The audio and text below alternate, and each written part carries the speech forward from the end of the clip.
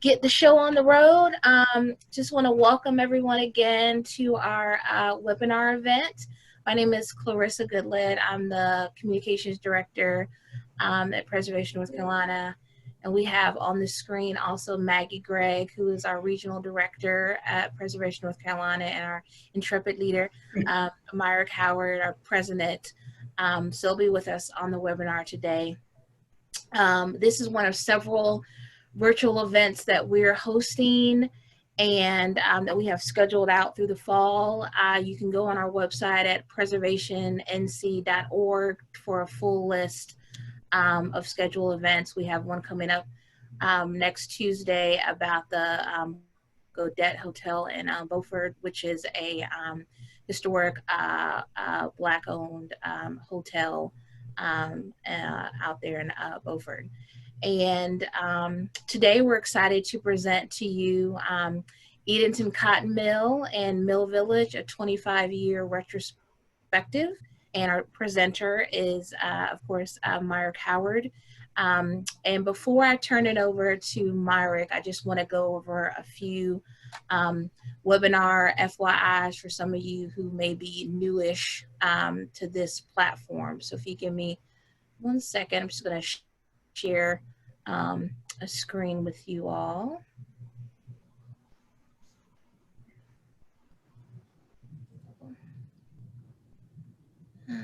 Let's see here.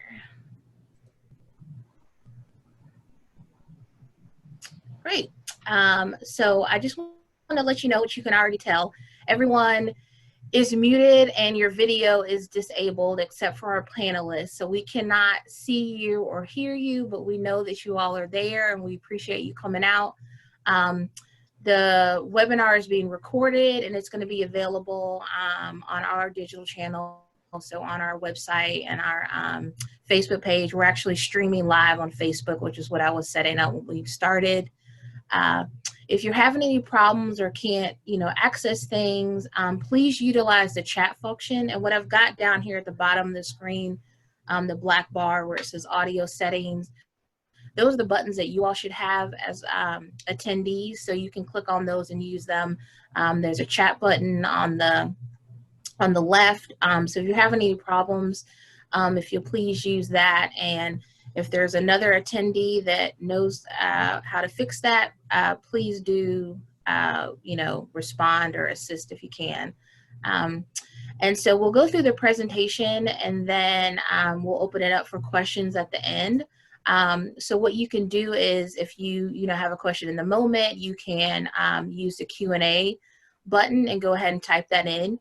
You can ask a question anonymously, or you can use your name. If you use your name, then I'll use your name as well. And then, and if you do it at the end, I can also, click on you to unmute you and you can ask your question live. You can also raise your hand to ask a question. And again, I'll unmute you and you can ask your question out loud. And then there's a survey at the end. Like I said, this is sort of new for us. We're kind of getting the hang of it, but are certainly interested in getting feedback for you all about what worked well, what didn't work so well. And of course, we're interested in knowing what other topics you all might be interested in seeing throughout the year. So please take a quick moment to do that at the end. And then this last little piece, I really, really want to emphasize and encourage you all to participate. I know for a lot of folks, what makes these kind of sessions we're doing worthwhile and important is the social aspect of that, being able to connect with folks. And we know in a webinar format, you're not able to do that as well. And so what we're doing is doing little after parties after the webinar, so you can actually see everybody and get to talk. I know some of the folks that come to our stuff know each other and would love to be able to connect in that way. So we're hosting a post-webinar little Zoom party. And so you can, this is a link to it that's here. It's also available if you, for folks that are registered, it was sent in the confirmation email that you were sent about, sent yesterday and then an hour before.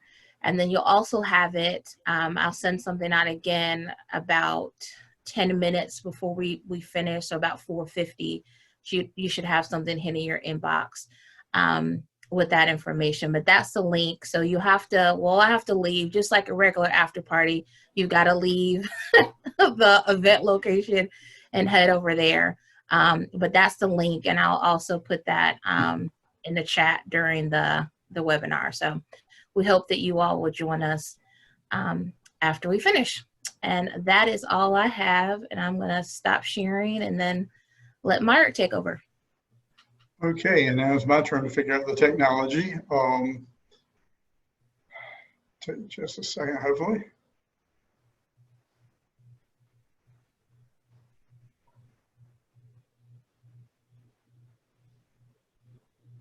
Whew.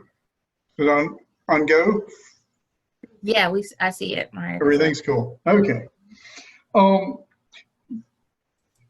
This is a fun occasion of sorts to think about, you know, the Edenton Cotton Mill and Mill Village project that has taken up the last quarter century, and it's still as with any neighborhood, as with any project, it's still a work in progress. I want to show you where we came from and where we are.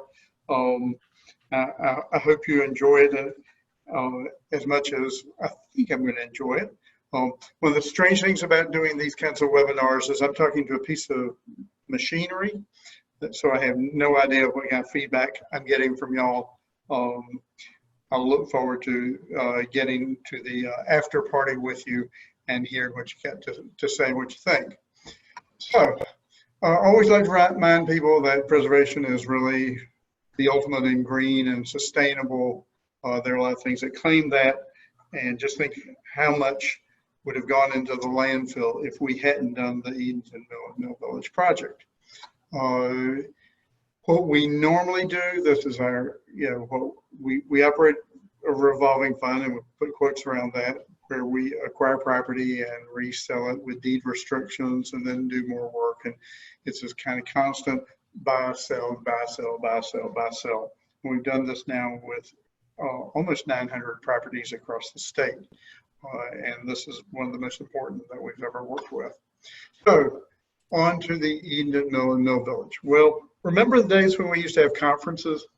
In 1995, we had a conference in Edenton. It was a bit of an experimental conference because there weren't hardly enough hotel rooms. So we ended up having to have people stay in people's homes.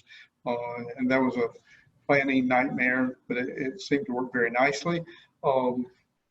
I and some others went over and looked at the Mill Village and thought, wow, this is cool. It was mainly vacant. And shortly thereafter, it was announced that the mill itself was going to be closed down. So talked to Sam Dixon about, making a contact, making contact with the mill owners, who ended up being Unify in Yadkinville. And we pitched a letter to them, would you consider donating the property to us? They said, maybe. Send us more information. So I sent them a second letter with more information. They said, okay, that works.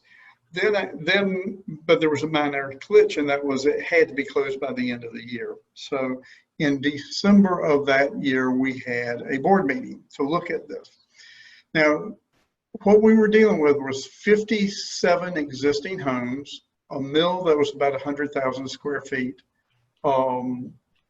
a good number of vacant properties, sites, the mill office, and minor detail. We also, the area, the streets had never been dedicated. All the utilities were part of the mill village. So this entire area you see with the red outline around it was under one electricity meter, one water meter, and it would be ours to make that work.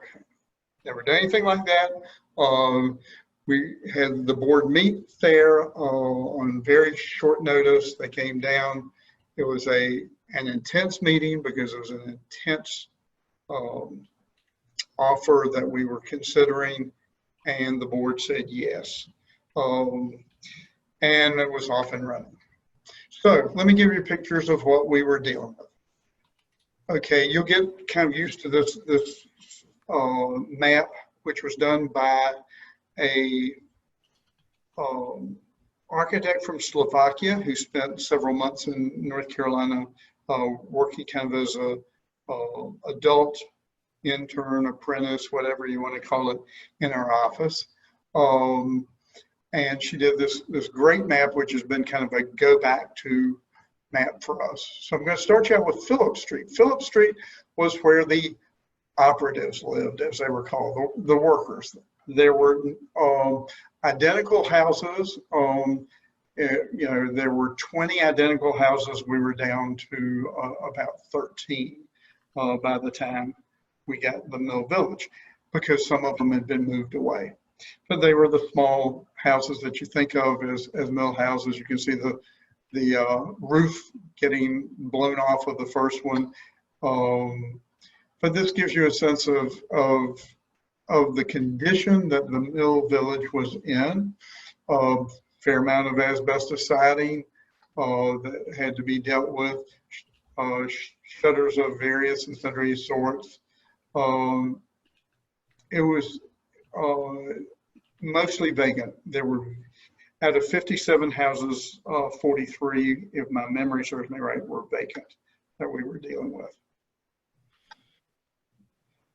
You may think you've seen the same house over and over again, but you are not. You can see there was at least a little color variation going on in the village. And you can see from this one, repairs were not being done. If the porch post fell off, it fell off. And I love this one because it shows a pitiful house with a sold sign in front of it. That's us at work. More on that later. Give you a sense of how the back of some of the houses look, because that'll tell you a little bit more about the condition these houses were in. And you can better understand why it was an intense board member meeting to decide to accept this gift of real estate. Queen Street's the next street over. It also had some missing gaps. You can see on this map, for example, on the north side of the street, there are 3 houses missing. On the south side of the street, there are 4 houses missing. These houses are just a smidge larger than the houses on Phillip Street. But again, mostly vacant, asbestos siding, all sorts of repairs done through the years that were problematic from a preservation standpoint, but intact. Elliott Street was very intact. The office was down on the end of Elliott Street, and so there's this hierarchy from the operatives who are living at the north end of the Mill Village to the superintendents who are living on the south end, which overlooks the water of Queen Anne Creek. But you can see the Elliott Street, the north side of the street, was completely intact. No missing buildings except for one at the very far end. On Elliott Street, there was a variety of house types ranging from some of the larger houses that would have been the more, you might say, valuable mill employees and or larger families, down to the small ones. We think the small ones came in a little bit later, and we found the plans in the office for the Aladdin Selwyn model. Aladdin Homes built pre-cut homes, put them on a train car and send them to where you wanted them. It's fascinating to go, if you look up Aladdin Homes on the internet, Central Michigan University has all of their catalogs, and you can look at them. They're absolutely fascinating to look at. So for $318 in 1997, you could buy the Selwyn and they ship it to you. Show you a little bit more. Cash discount there, 5%. And I love the write-up. The Selwyn, isn't it a little jewel? Here's a real bargain. Here's a home that will be a great credit to you, to your building spot, to any location.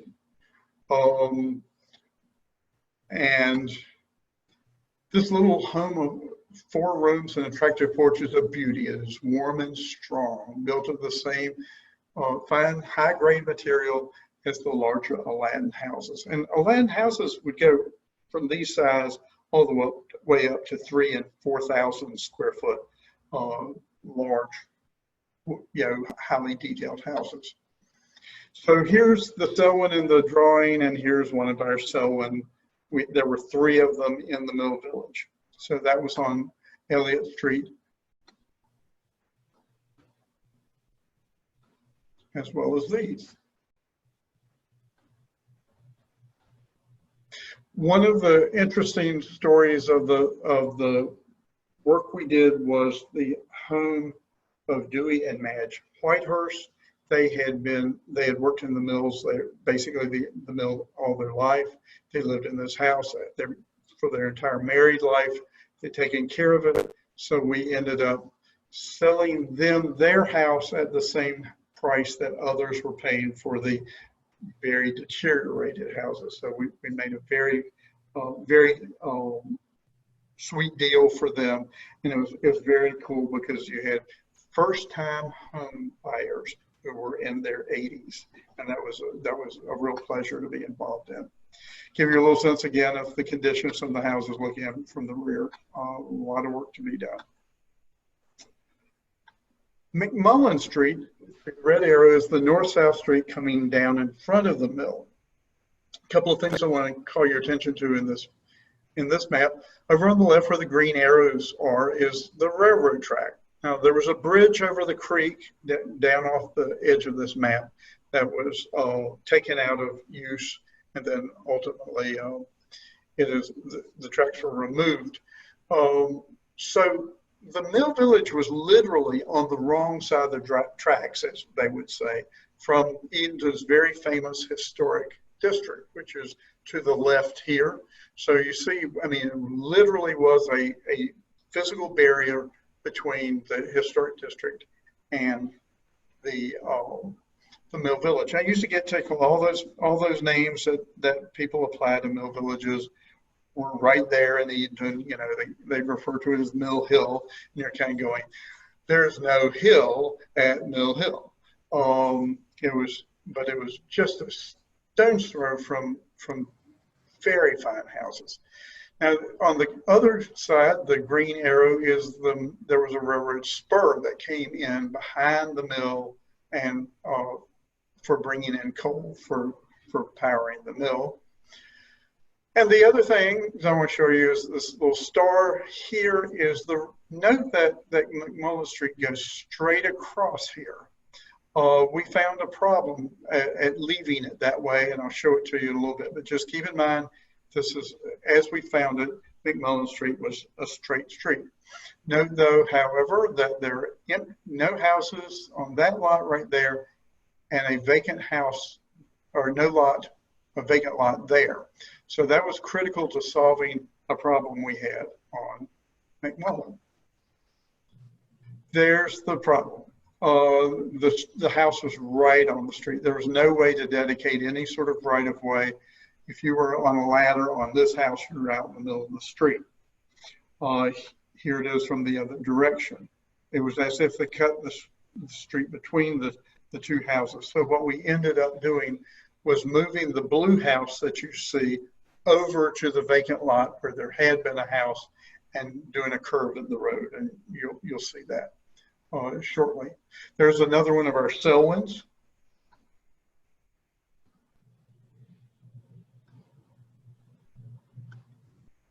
The church was on McMullen, active church, and Pastor Alexander was a great help in this process because he had been pastor there for basically his adult life and knew everybody and everything, and where it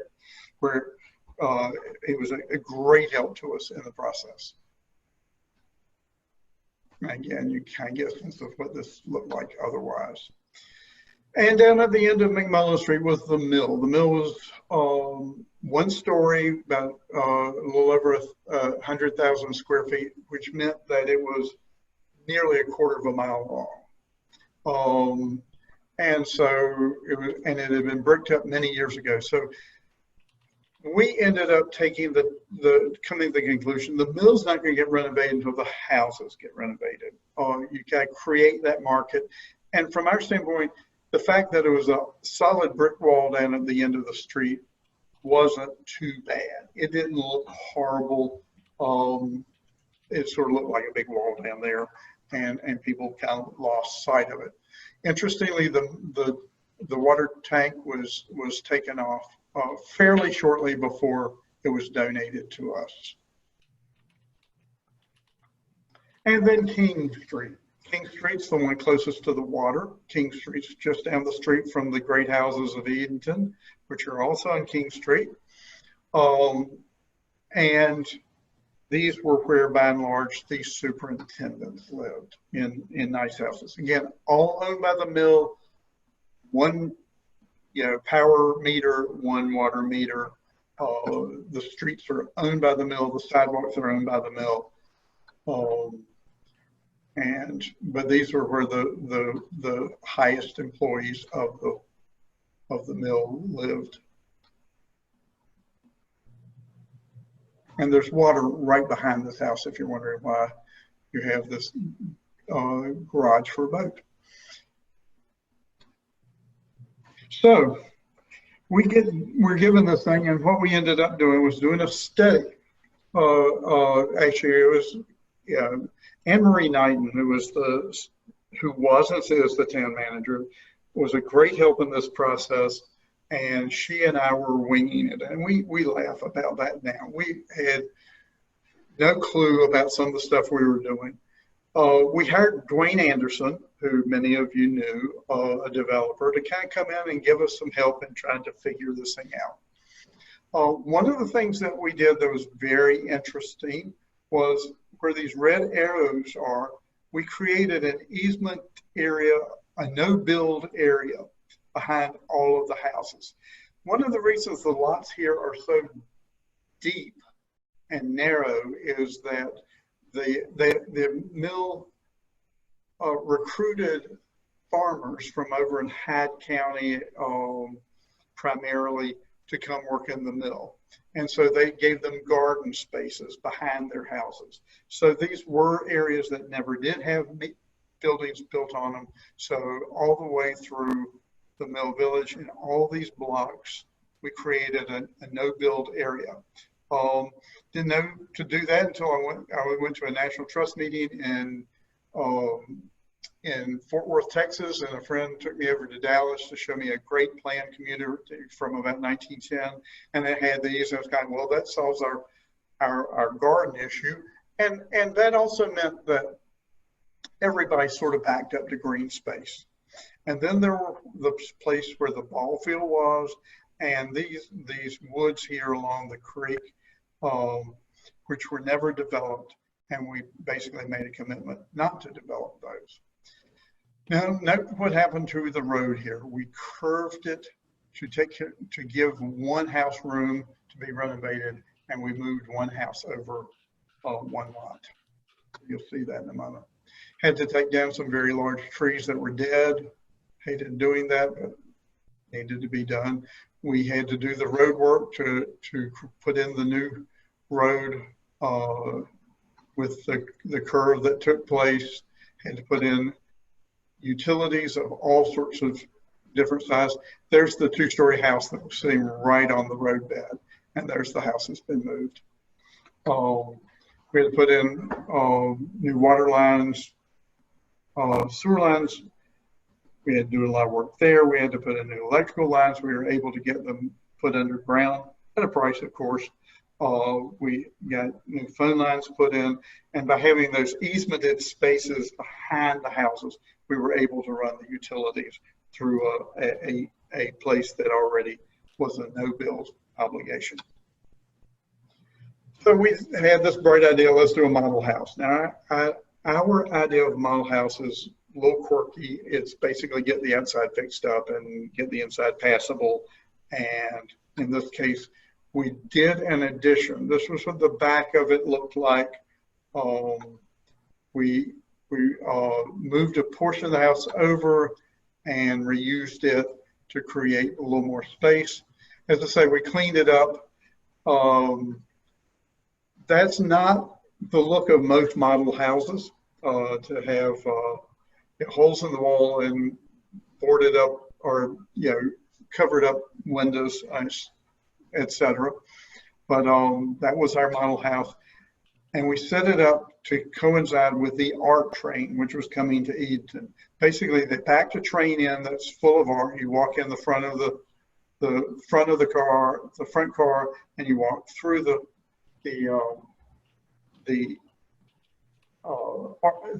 cars, and you see different pieces of art that the Smithsonian had put together to take art out to the world. So we took advantage of that and had people come look at the Mill Village, and we figured that about 5,000 people came to this house over a period of a number of days. We just had a ton of folks come look, wondering what in the world are they doing? Because who in the world wants to preserve a mill house in a mill village? Well, we do. So we sold the house to a great buyer, and she did a wonderful job of taking it to completion. Oh, there she is on her porch, and she was one of many just wonderful buyers that had real faith in this whole crazy proposal and did very, very nice work.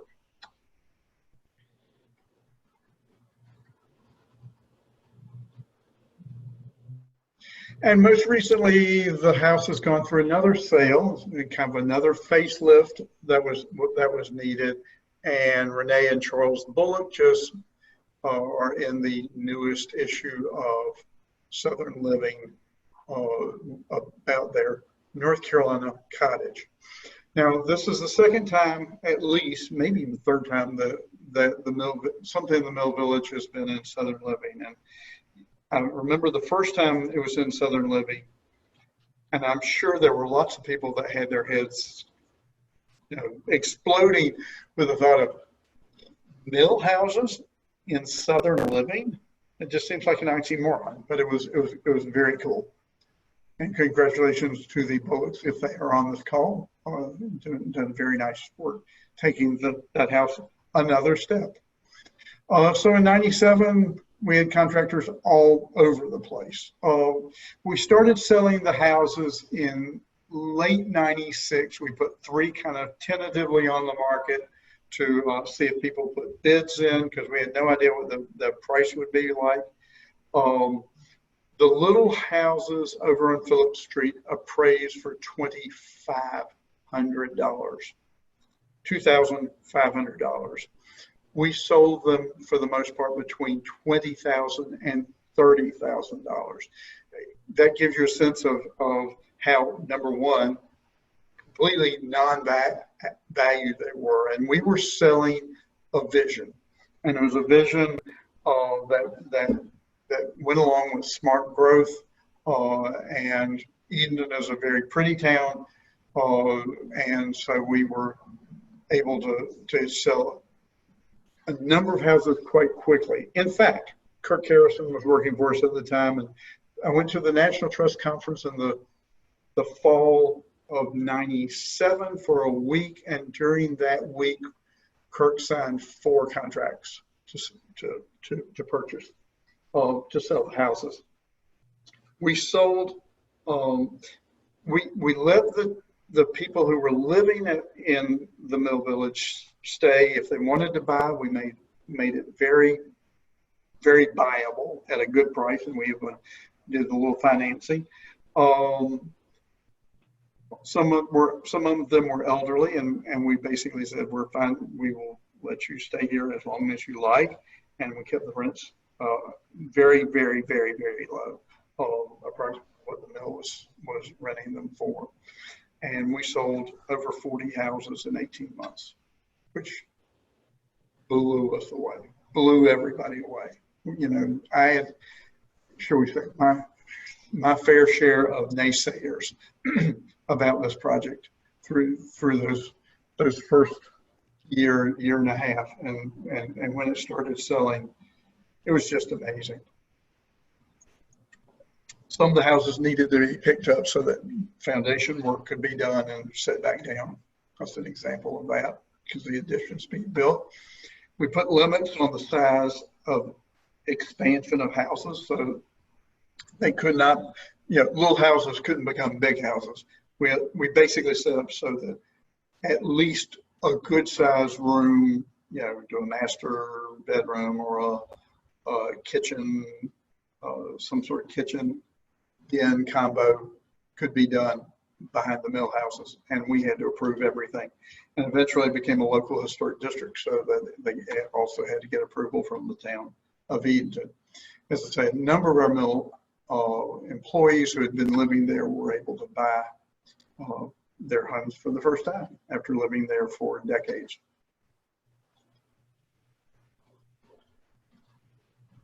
So we had some vacant lots, and we figured, from the day one, we figured those vacant lots, we need to put a house back on them.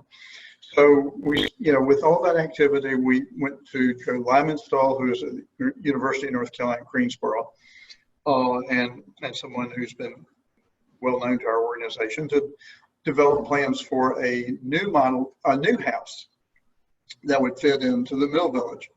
And there are a couple of things that's sort of signature.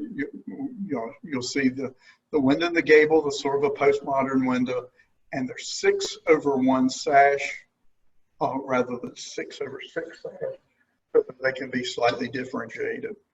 Now, let me assure you that nothing we did was without controversy, and even this, brought controversy with some folks who did not want new houses to be built. They liked the fact that they had a vacant lot next door, and by George, they wanted to keep it that way. Here was the first one. It was on the Edenton pilgrimage. After it was built, people came, loved it. The interior is open and more modern, but it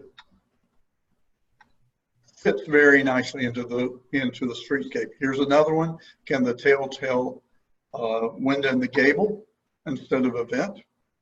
Here's another one. There's another one. Now, I'll stop for just a second and mention color. One of the things we decided to do was we really didn't want to be in the color business of laying down too heavy a hand on color. We basically set up a reflectivity standard that meant all of the houses would stay light in color. So you want purple, you want gray, you want gold. Any of those are fine with us as long as they met the reflectivity standard, which you could find on the back side of a paint chip. We also said that the window sash were to be black, or we may have said dark red, but I think we said black. And the corner boards and trim was to be some variation of off-white. So that gave us a lot of variation, gave property owners some sense of, this is my house and I want to paint it the way I want it. And yet it meant it didn't, one of the things about mill villages is they're all built at the same time, all taken care of at the same way. And so they weren't changed out a lot through the years. Down here where the star is, we had a little opportunity or problem, depending on how you want to look at it. This little triangle where the star is between where the railroad tracks and the mill village. It basically was where there was, it was, so to speak, storage for the railroads. So we had what amounted to 2 lots that we could do there. And across the street, you see that the property line does this curious little run there, and there's still another house over here that was owned by an African-American family, and I'll tell you a little bit more about that. So we started figuring out what to do with the 2 houses. We weren't technically in the mill village, but nobody would go over the railroad tracks and go, well, those 2 houses are not mill village, but the rest of them are. So we had someone build in this, kind of not too different form than some of the superintendent's houses. And we were advertising a house for sale that had to be moved in Chowan County. see the price of $2,000. And we got into This Old House magazine for their Save This Old House. And lo and behold, we got a proposal to move it into the Mill Village. It's kind of like, that's fine. It's sort of cool. It's not too far off in terms of the period, but again, it's over there on the other side, away from the Mill Village a little bit. So it fit the neighborhood quite nicely and ended up back into the neighborhood as a renovated house, which was very sweet. You know, I love this little cutout here, cutaway. You know, this house had been vacant for 40 years, but everything was still intact, including the 100-year-old hard pine siding. It's magical stuff. Yep.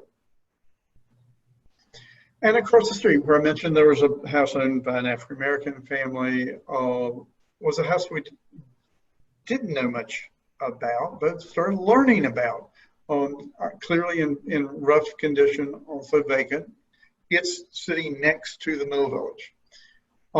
So Steve Lane bought this house and renovated it and gave us an easement.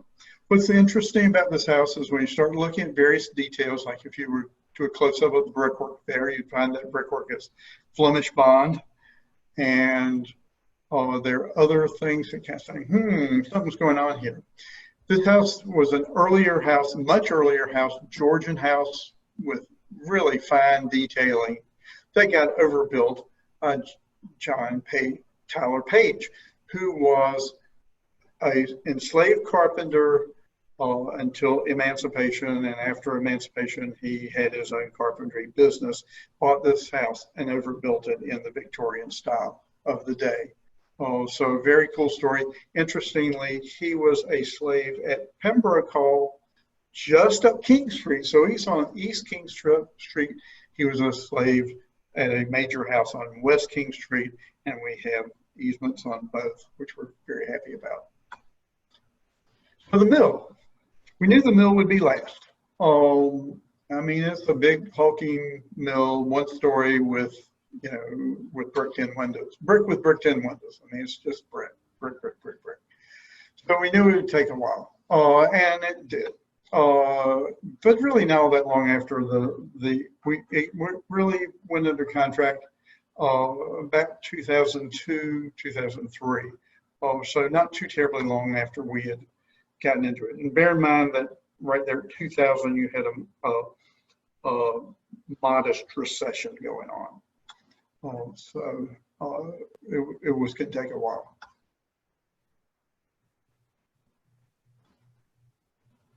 So got a buyer, Dr. Tom Wilson, who is a contract physician. I mean, he worked in different hospitals across the state, flew from one to the next, has an airplane, and we connected him with Clearscapes, which had done some work on a mill that we knew about, architectural firm here, and they did the planning for it, and really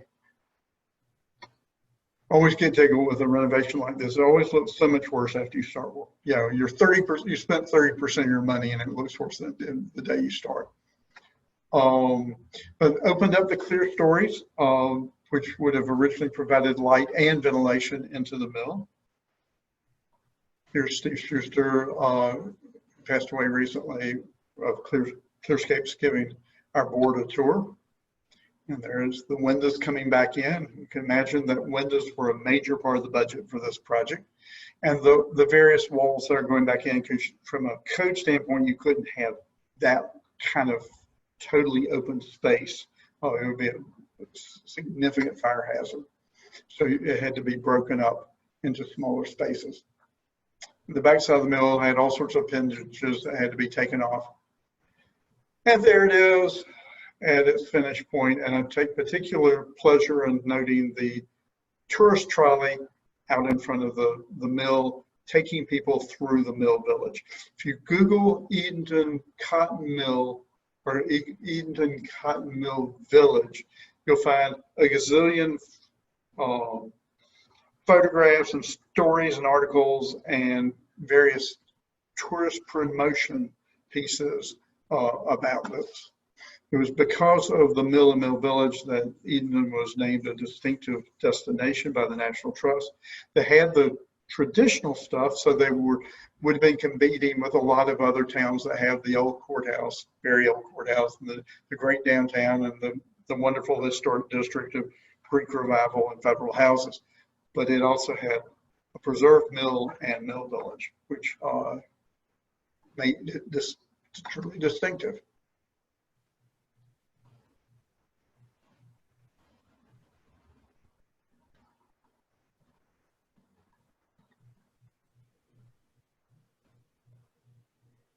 One of the things very cool about it is that there's these kind of seating areas between little courtyard, interior courtyards with the entrances to the mill, to the condos. So it's not like the Hampton Inn where you walk down the hallway and room door down to one window at the end. This was a very creative way of getting creating these entertainment spaces, bringing light into the courtyards, and the doors into the condos are not just all directly across from each other. And there's the creek, and we worked with the town to convey to them the rights to build a boardwalk out to the creek as part of Passive Park. And the mill office, which continues today to be an office as well. And across the street was the peanut mill, which we had worked with earlier, had been vacant for decades. Tough one to make work until the mill village could get renovated. And once the mill village got renovated, the peanut mill itself got beautifully renovated. That's the office up on the top floor, which is absolutely gorgeous. And the owners have their office in the building. So let's go with some after photographs, and I'm going to speed along here. As I mentioned, we were in Southern Living early on.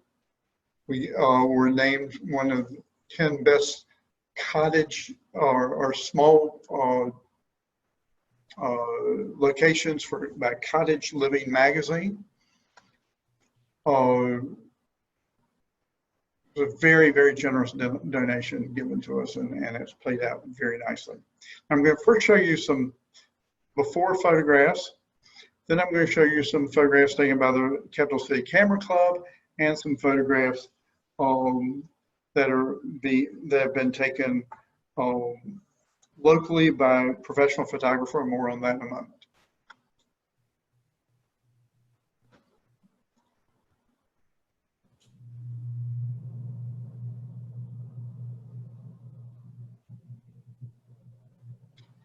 Really quite an amazing transformation. And when we get to the end, I'll show you some direct on before and afters, and we'll call it quits at that point. There's the ball field with the mill office to the left and the mill across the street to the right. The new houses, actually the photograph shows two new houses, the green one and the purple one, again with that window. One of the things that was interesting about it is the architect for the mill was from Providence, Rhode Island, and as would have happened in Rhode Island, they planted elm trees. Our elms survived because there wasn't there weren't any other elms close by. And 2009, that's 10 years ago, obviously 11 years ago, here are the Camera Club photographs of the mill village. Camera Club's been an amazing ally for Preservation North Carolina. They've gone from one end of the state to the other to photograph houses before they're renovated and after they're renovated, and not just houses, commercial structures as well. And they've been a terrific resource for what we've been doing.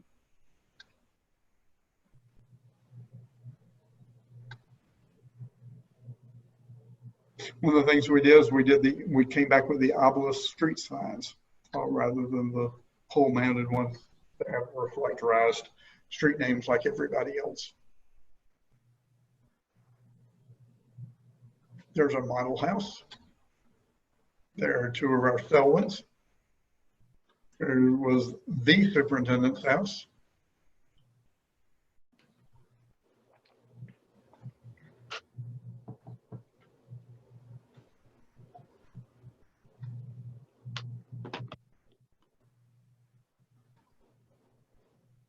That's the house where the street had to be moved.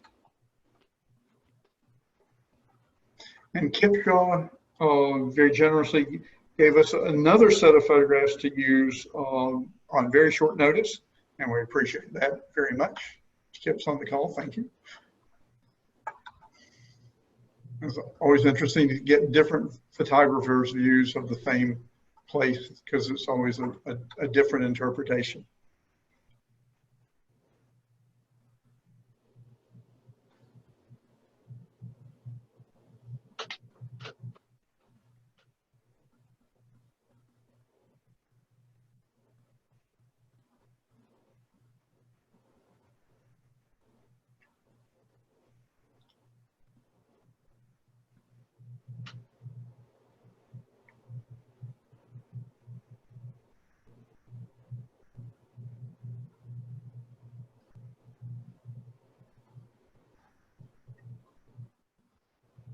And some more views of the mill.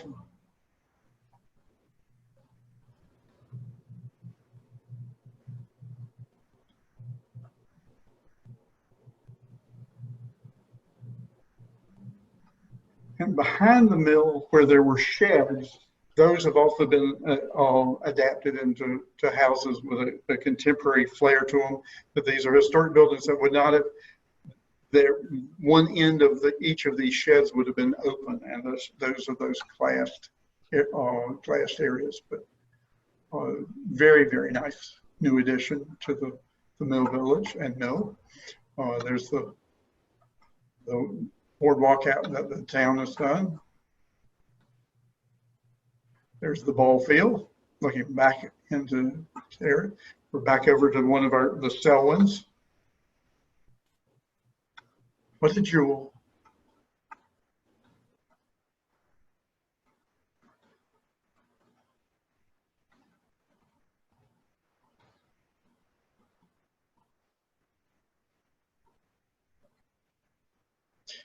The people who bought there have done some amazing work, and we cannot take credit for what they have done. I mean, they've done remarkable work in using and loving and enjoying these houses and bringing them back to life and keeping them, keeping them up to date and moving ahead with them.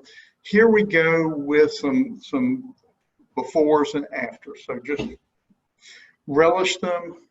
And this will be the last thing I'll be showing you.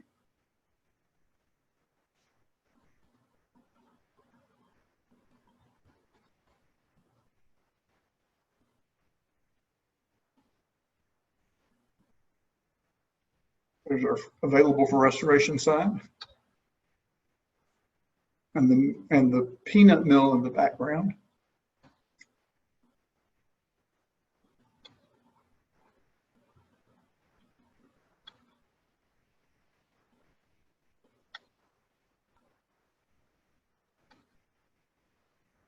Our model house.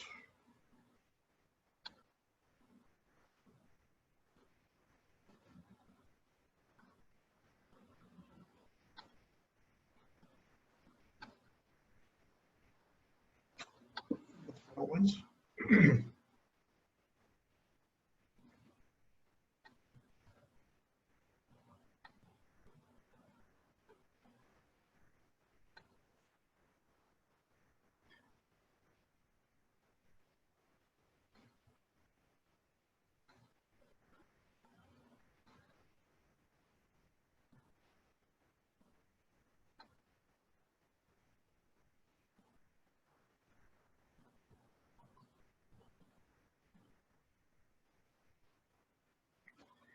And the mill.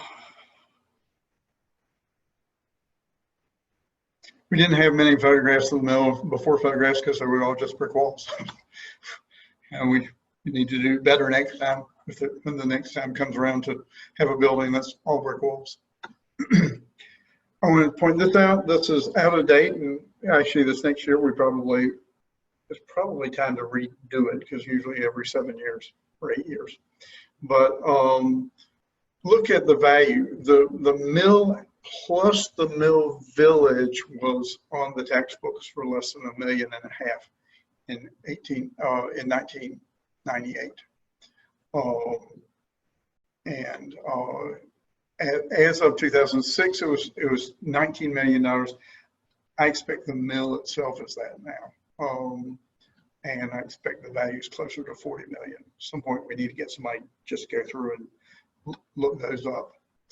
Finish up here. We also have easements on some of the greatest houses of Edenton, and we're grateful for those. These are protected properties so that they can't be torn down or subdivided. And we worked a long time ago with Swain School, Dwayne Anderson, to do senior affordable housing. And this was a great preservation victory where a convenience store was torn down and a historic house was put in its place. Love those stories. There's so much more, but I quit. And we can move over to taking questions, and Clarissa is popped up again. Thanks, Myrick. That was awesome. People have lots of comments and saying how great it was, so I'll be sure to share those. But we have already got 5 questions in the Q&A, so I'll start there, and I think there was a couple that came through in the chat, and I'll start there. And then if folks want to raise their hand or ask in the Q&A, we'll keep on going. So the first question in the Q&A is, why are there 2 front doors on some of the houses? There are often 2 front doors on mill houses because of what they would refer to as shift work. As in, the one member of the household may be working during the day and one member of the household may be working at night. And it's a way that people could come and go at different hours without interrupting other people. And you see them in mill houses. Our Glencoe mill houses, which are about 30 years older than the Edenton mill houses, have them. The ones in Luray Mill Village have them. It's very common. Okay. All right, and then our next question is from Andrew Stewart. Why did you choose to not finish the interior of the model house? As Andrew Stewart knows, we don't have the money to do it. Now, actually, what it was, the point, and we ended up doing this in Edenton and Glencoe. We did leave the house pretty much unrenovated, get the exterior done, and leave the interior passable, partly to allow the buyer to envision what they want to do with it.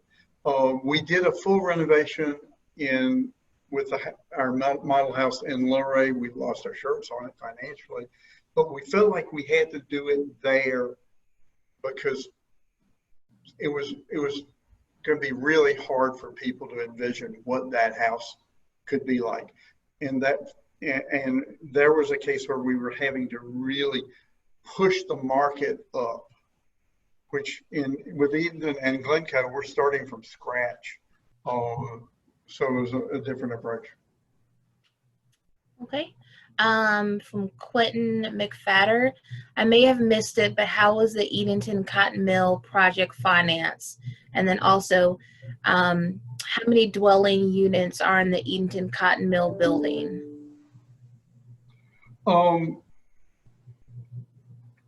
Let me just kind of say, in terms of how many dwellings are in the Cotton Mill building, if someone could text or could someone chat to give I don't know the right number on that, but if somebody's listening that knows the right answer, if they could put it into chat, and that way we can answer that question in a moment. It was an interesting proposition. We were able to get a $500,000 unsecured loan from then Wachovia Bank because we had a great working relationship with them. And that money went almost all went to utilities because we had to spend really the first year getting water, sewer, electrical, phone lines in and getting that road situation fixed over on McMullen Street and some other repairs. But they gave us that loan unsecured in wild good faith, and we were able to pay it back. Then in terms of our buyers, there was a local BB&T. We had a good relationship with BB&T, and they had a product that was available. That was a buy fix up product, so you could buy and not to have to do a separate loan package for the renovation or a construction loan separate from the purchase. And it ended up, we worked with one particular loan agent. We would refer folks to them because they had the product. We basically went to all the banks and said, if you got the product, we're happy to promote it. But we had a loan agent who was great. And doggone it, if she didn't move to Chapel Hill and so when we were doing Glencoe Mill Village about 2 to 3 years later, she was our go-to person with BB&T in Orange County. So we got a double dose of that. There are often financing sources out there for doing renovation work. And to a large degree, it's a matter of finding the right loan agent who's willing to kind of work through the process to get you there. So, yeah, there was just another follow-up was how many, what was the approximate renovation cost of the cotton mill? Of a cotton mill? Yeah. I don't know, but I would guess 15 to 18 million. Okay. Something based on the square footage, that would be my guess. There's still going to be a few more units built on the back side of the mill where there were buildings that were taken down a long time ago. We've tried to take the tact of if there were no buildings, don't put new buildings there. If there were buildings, we want design review, but in that case, there were additional mill buildings that are gone, and there are going to be a little bit more construction on the backside. Great. And then Rob Phillips and Judy Evans responded that there are 30 units in the mill building and 5 in the cotton house. So that is. Thank you. I knew someone would know. Appreciate that. And from Stephen Hauser, I think he's asking why are some of the houses duplexes? Why are some of the houses, I'm sorry? Duplexes. Oh, okay, that's again that same 2 front door question. The shift. They're not duplexes. It's just that they have 2 front doors so that people can go to work at different times without waking each other up. Gotcha. And then Nanette Keene wanted to know what issue of Southern Living the articles are mentioned in. The one that's out now is or right now, I think, right, or this month. There's one right now. I don't know if Sammy Cox is on the call. He may know which issue it is. It's one that is right now. The other ones, one of them must have been around 2002. We would have a copy of it, and we can go find it if I think I actually know where it is. We could go find it and get that information. Great. So yeah, it is some folks, Melinda and D Barnes. It's the August 2020 issue, so next month's issue.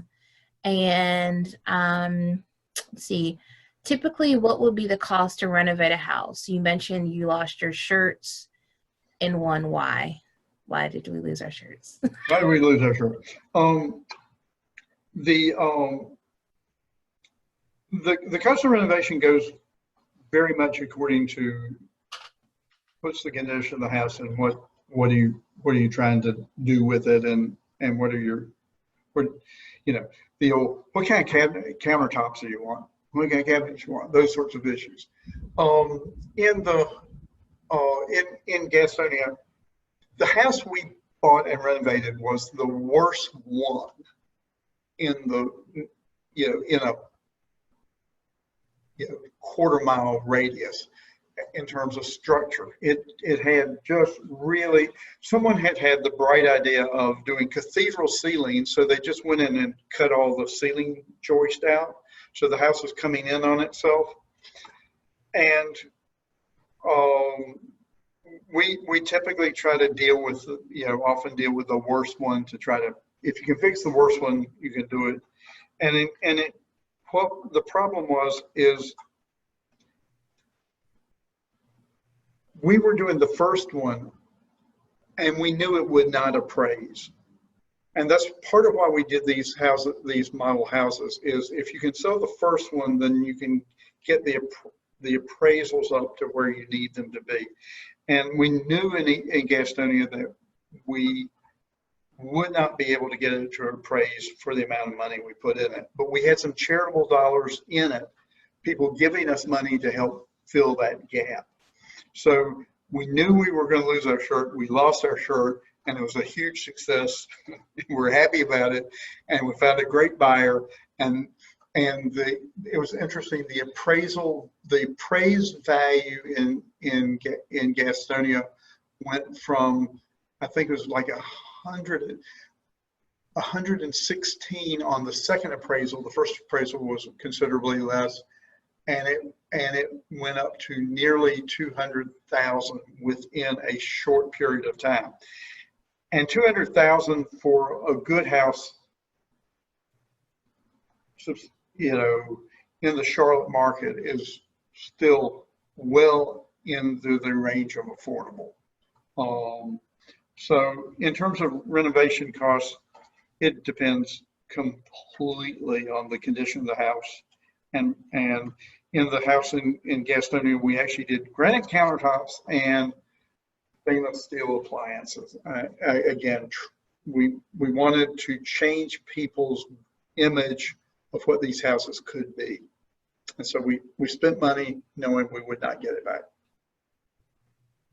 So. Thanks, Robert. Well, I'm going to switch. We've got a couple in the chat. I'm going to ask those two. Adam Archul, and I apologize if I didn't pronounce your last name right. What do you know? Can you speak to how this project influenced the revolving fund? Has it had a lasting impact for PNC's mission? And would you describe this discovery and any deal? How would you describe this discovery and deal? Any lessons learned moving forward for others interested in the revolving fund model? This was a wild leap of faith for us. How did that happen? This was a wild leap of faith for Preservation North Carolina to do the Mill Village. It was a very generous gift. We learned so much in that process. And Kirk Harrison, who worked for us in Edenton for the first year and a half, then went to Alamance County, where we acquired another mill at Mill Village and had a very similar story. In about 2 years, we'll do a retrospective on it. And then Claudia DeVinny came in from a staff standpoint, Peter Rasco, and then Claudia in our Edenton office, and Maggie Gregg most recently in our Eastern office. We learned a lot, and it is without a doubt the biggest risk we ever took from a financial standpoint in terms of real estate. And it gave us the nerve to do some other things. We've tried to do managed risk, so we're not just doing crazy things. I don't think we would have made the Briggs building happen in downtown Raleigh, for example, if we hadn't done the Edenton Mill Village. We certainly would not have done Glencoe. We certainly would not have done Eastern. We certainly would not have done Luray Mill Village. Those have all been building steps for us. which is why the decision to make this, to do this was a 4-hour decision, because we knew it was going to be one of those that would either, it would take us to a new level, or it would sink the organization. And shall we say, there were quite a few sleepless nights on this one, but the results speak for themselves. Great. Next question was from Elaine. Can you give us an estimate of the gain in property tax base and revenue? What's the estimated gain? I mean, it started from $1 million. It went from a total of $1.5 million on the tax books, or a little less than $1.5 million. By 2006, it was 20 million, and I'm guessing it's 40 million now. I don't think it was going to be much less than that. So it's been, you know, let's do my math on that. That is about if it's a 100% increase, that would go from $1.5 million to 3 million. Or no, that'd be times 7. I'm getting my digits off because I'm under pressure, but it's been a huge increase in the tax base in Edenton, and not just the tax base. Anne Marie Knighton, who was a partner in crime in this process, said to me on the 15th anniversary of our doing this that a really important part of what this did was it brought a lot of new people to Edenton to live and enjoy, and they in some cases have, you know, broader perspectives. They're coming here retired from professional jobs, retired from financial jobs, have gotten involved with a lot of local communities, and there've been a number of new institutions founded by the people who bought our properties. So it's been a big success from a human resource standpoint as well as from a preservation standpoint. Great. Well, there are 4 questions left in the Q&A in the chat. I'm going to ask those and then we'll wrap it up. But Elaine also had another question about how many houses are in the second or third owners and how the values held up. We have to, when somebody's going to sell the property, we have a right of first refusal that we have to release, and we do those often, and we get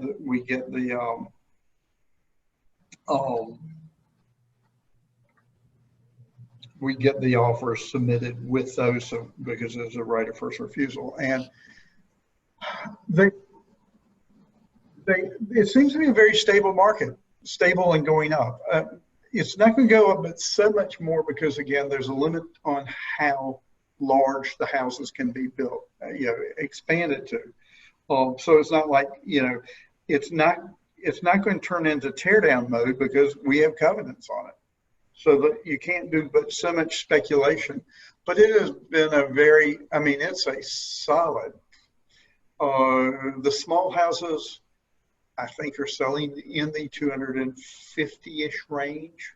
The bigger houses, we've had sales. I know at least one of the houses sold for more than $500,000, which, considering where we began, is just amazing.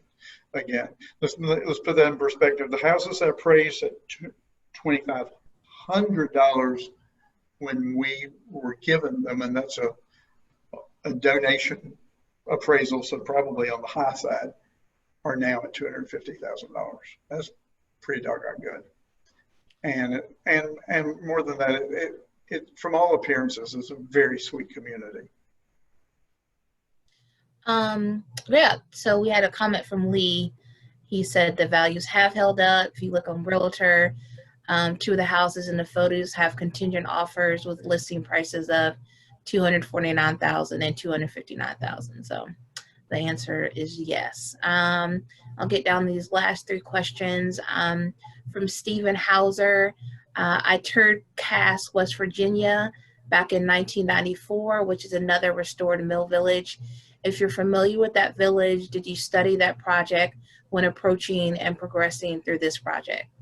Okay, I'm sorry. The project Is in it's Cass, CASS, West Virginia. not familiar with it. I need to be familiar with it. I'll look it up. Okay. Yeah, when we did this project again in '95, we looked around a whole lot and were not able to find um, similar kinds of projects for that a preservation organization had done.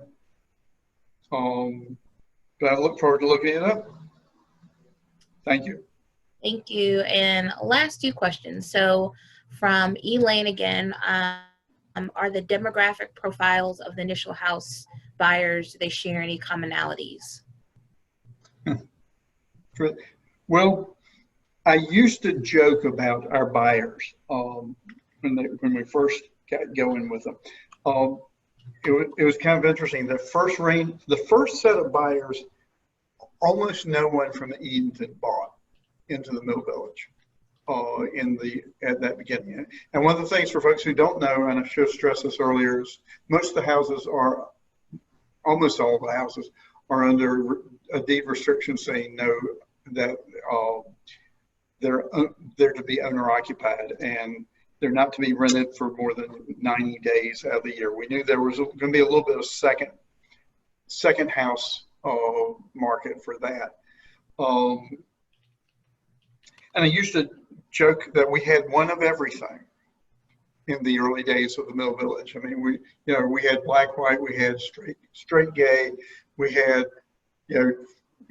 from 10 miles away, and then we had somebody from Bosnia, and a whole lot of them were able to work remotely. That was probably one of the most important pieces of this equation, was the number of folks who were able to work online. We were just at that point where that was starting up to be a reality. It would be interesting to go back and look at the demographics now. I mean, some of our earliest buyers were in their 20s because they saw this as a way to buy something fairly inexpensive that they could work on and make their own. So we had a fair number of younger buyers in the beginning. And it'll be interesting to look at the demographics now. Awesome. And our final question is from Quentin. Were the historic tax credits used to finance the renovation of the cotton mill? By the way, I work for the city of Gastonia, and I definitely appreciate and have seen your efforts in the Luray Mill Village. Thank you. Now, actually, one of the things I failed to also from these questions, it was the Edenton project that got us our North Carolina tax credits. We had a tax very modest. We had 5% tax credit that we got in place in 1993, and in 1997 we were able to get the legislature to increase the 5% tax credit to 20% for income producing and create a new tax credit, 30% for homeowners. Why did that happen? Because the senator who represented Chowan County was the president pro tem of the Senate, Mark Bass-Knight. He was supportive. We went to him and kind of said, could we do this, some variation of this? And we mapped out a strategy to have a legislative study commission. They wanted to know what Virginia was doing. Virginia was doing a tax credit for residential, and they upped it by 10%.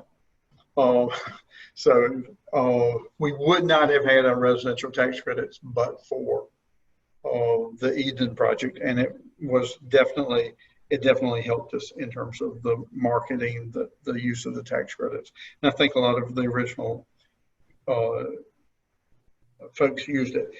The mill got, as I'm recalling, because it was condo, the mill credits were passed along to the buyers. if my memory serves me right. Someone else may need to correct me on that.